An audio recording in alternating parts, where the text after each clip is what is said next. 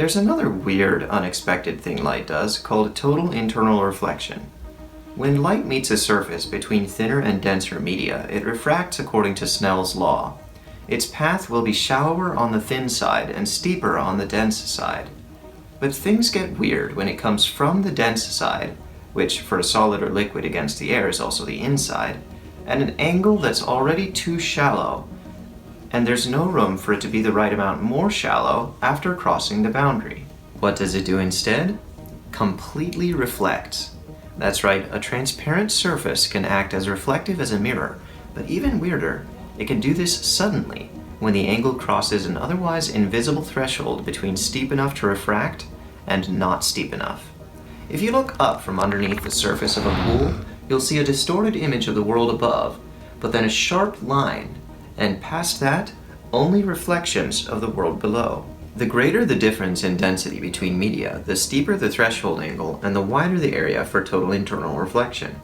Diamond is coveted not only for its rarity, but also for its beauty, because it's so dense that the area for total internal reflection spans the majority of possible angles, and light that enters can bounce around dozens of times before escaping, especially when the diamond is purposely cut into a shape that encourages this.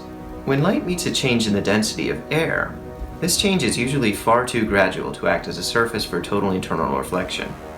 But not always. If you've ever driven on a hot sunny day, you've probably seen disappearing puddles in the road ahead.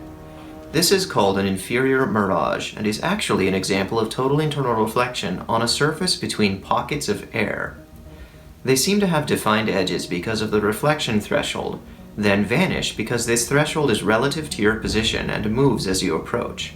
It's like the underside of the pool surface, but flipped completely upside down and with no water involved. An inferior mirage can also happen on the horizon, but for some of us this is so unexpected and unintuitive that we don't recognize it.